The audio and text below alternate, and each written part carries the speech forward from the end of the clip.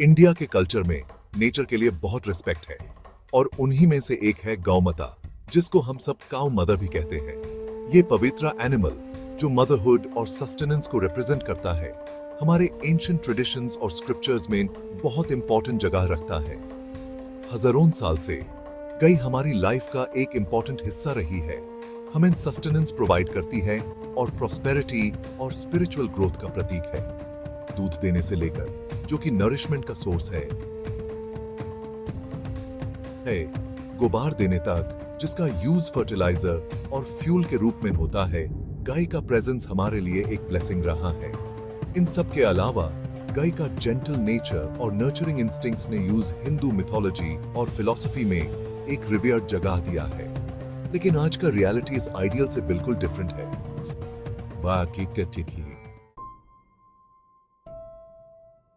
हमारे शहरों और कस्बों की सड़कों पर अक्सर एक दिल दुखाता नजारा देखने को मिलता है। गैयान कमजोर और लाचार खाने की तलाश में गार्बेज में रुमजिंग करती हुई, अनथा और लापरवाही का शिकार ये जानवर भूख, प्यास और खराब मौसम का सामना करते हैं। कभी रिवियर्ड मानी जाने वाली गौ माता आज इंडिफरेंस और क्रूअल्टी का शिकार है। ग्रामीण एरियाज में जहां कभी कैटल एग्रीकल्चरल लाइफ का एक इंपॉर्टेंट हिस्सा हुआ करते थे, बदलते हुए प्रैक्टिसेस और इकोनॉमिक प्रेशर्स के चलते उन्हें छोड़ दिया गया है। ये एनिमल्स अक्सर अपने हाल पर छोड़ दिए जाते हैं और एक्सीडेंट्स, डिजीजेस और स्टार्वेशन का खतरा उन पर मंडराता रहता है। अनथा काउज की ये प्लाइट हम सबकी कलेक्टिव फेलियर को दर्शाती है कि हम कंपैशन और रिस्पेक्ट के वैल्यूज को निभाने में नाकाम रहे हैं। गौ माता का दर्द सिर्फ एक एनिमल वेलफेयर इशू नहीं है, ये एक सोसाइटल इशू है जिसको हम सबका ध्यान और एक्शन चाहिए। अनथा काउस का दार डंका नहीं है। प्योर इंडिया में concerned citizens, animal welfare organisations और स्पिरिचुअल लीडर्स अपनी चिंता जाहिर कर रहे हैं और इन वल्नरेबल क्रीचर्स के लिए प्रोटेक्शन और केयर की मांग कर रहे हैं। वेटरिनेरियंस, एनिमल बिहेवियरिस्ट और सोशियोलॉजिस्ट जैसे वेरियस फील्ड्स के एक्सपर्ट्स ने हाईलाइट किया है कि इस इशू के रूट कॉजेस को एड्रेस करना कितना जरूरी है। एनिमल वेलफेयर ऑर्गेनाइजेशंस जो ग्राउंड लेवल पर टायरलेसली काम कर रही हैं, अनथा काउस का दर्द अपनी आंखों से देखती हैं। ये इंजर्ड और सिक एनिमल्स को रेस्क्यू करती हैं, उन्हें मेडिकल केयर और शेल्टर प्रोवाइड करती हैं और उनके लिए लविंग होम्स ढूंढने की कोशिश करती हैं। इनकी एफर्ट्स एक उम्मीद की किरण दिखाती हैं, लेकिन वो अकेले इस कॉम्प्लेक्स प्रॉब्लम को सॉल्व नहीं कर सकते। चिंता की आवाज तेज होती जा रही है। हमें गौ माता के दर्द को एक्नॉलेज करने और उनकी वेलबींग के लिए कलेक्टिव रिस्पॉन्सिबिलिटी लेने के लिए प्रेरित कर रही है। अनथा और पीड़ित काउज की इस डिस्ट्रेसिंग रियलिटी के बीच देश भर में उम्मीद की किरणें चमक रही हैं। डेडिकेटेड इंडिविजुअल्स और ऑर्गेनाइजेशंस ने काउ शेल्टर्स और सैंक्चुअरीज स्थापित किए हैं जो इन हेल्पलेस क्रीचर्स को रेफ्यूज प्रोवाइड करते हैं। ये सैंक्चुअरीज जो अक्सर लिमिटेड रिसोर्सेज और इमेंस लव के साथ चलते हैं, अनाथा, इंजर्ड और सिक काउस को खाना, शेल्टर और मेडिकल केयर प्रोवाइड करते हैं।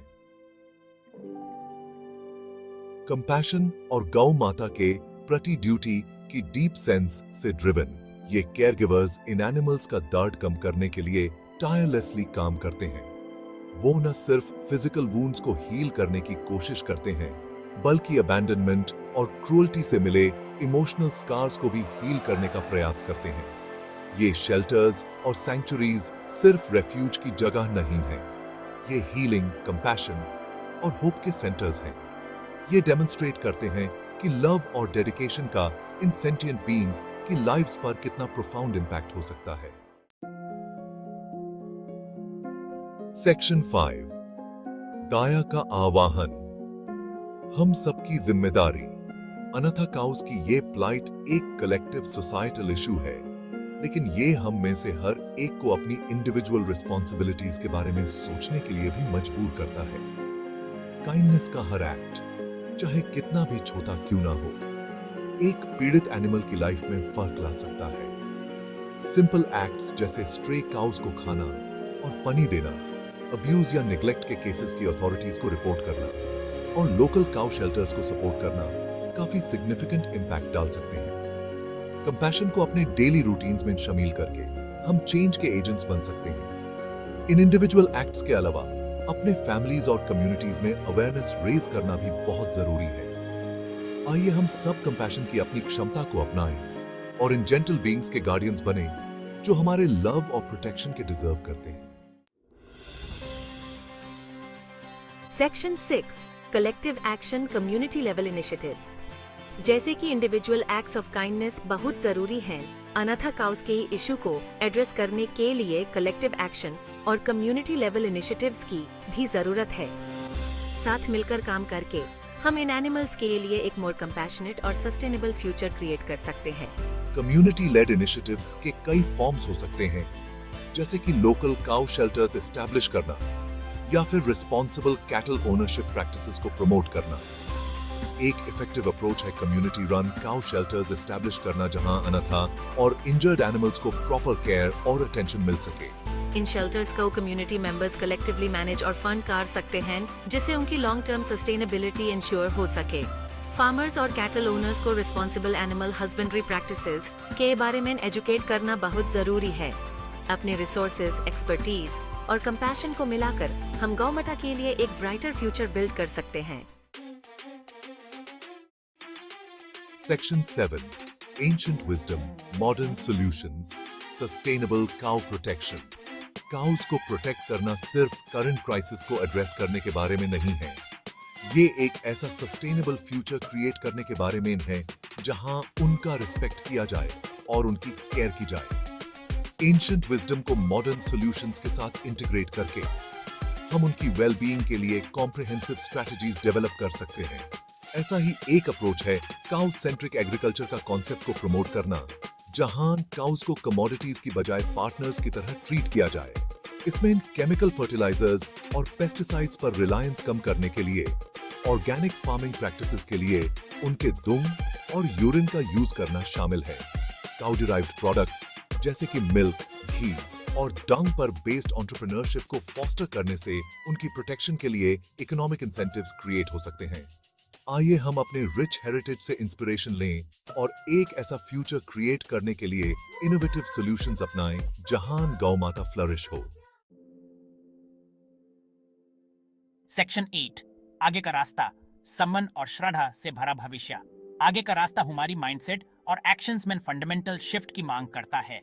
हुमेन गौ माता के लिए वो रेवरेंस रिडिस्कवर करना होगा जो हमारी कल्चरल हेरिटेज में गिरी है और यूज टेंगेबल एक्शन में बदलना होगा। फ्यूचर जनरेशंस को एनिमल वेलफेयर की इंपॉर्टेंस के बारे में एजुकेट करना और उनमें सभी लिविंग क्रीचर्स के प्रति रिस्पॉन्सिबिलिटी की भावना पैदा करना बहुत जरूरी है। छोटी उम्र से ही एम्पैथी और रिस्पेक्ट फॉर एनिमल्स को नर्चर करके हम एक मोर कंपैशनेट सोसाइटी क्रिएट कर सकते हैं। अन ऑर्गेनाइजेशंस और इंडिविजुअल्स को सपोर्ट करना जो ग्राउंड लेवल पर टायरलेसली काम कर रहे हैं अबैंडन्ड काउस को रेस्क्यू, रिहेबिलिटेट और सैंक्चुरी प्रोवाइड करने के लिए बहुत जरूरी है। आइए हम एक ऐसा फ्यूचर क्रिएट करने का प्लेज लें जहां गौ माता को आगे से सफरिंग न झेलना पड़े, बल्कि वो डिग्निटी और रिस्पेक्ट वाली लाइफ जी सके। सेक्शन 9 कंक्लूजन, हमारा पवित्र कर्तव्य। गौ माता की यह प्लाइट हम सबको याद दिलाती है कि हम सभी लिविंग बीइंग्स के साथ इंटरकनेक्टेड हैं। उनका डार्ड कंपैशन और रिस्पेक्ट के उन वैल्यूज से हमारे अपने डिस्कनेक्ट को रिफ्लेक्ट करता है जिन्होंने सेंचुरीज तक हमारी सिविलाइजेशन को डिफाइन किया है। हम में से हर एक का ये पवित्र कर्तव्य है कि हम इन जेंटल क्रीचर्स को प्रोटेक्ट और केयर करें जिन्होंने जनरेशंस तक सेल्फलेसली ह्यूमैनिटी की सेवा की है। आइए हम महात्मा गांधी के शब्दों को याद करें, किसी भी देश की ग्रेटनेस और उसकी मॉरल प्रोग्रेस का अंदाजा इस बात से लगाया जा सकता है कि वहां एनिमल्स के साथ कैसा व्यवहार होता है। अपनी इंडिविजुअल और कलेक्टिव रिस्पॉन्सिबिलिटी को अपनाकर हम एक ऐसा फ्यूचर क्रिएट कर सकते हैं जहां गौ माता को आगे से नेग्लेक्ट और सफरिंग न झेलना पड़े, बल्कि वो डिग्निटी और पीस वाली लाइफ जी सके।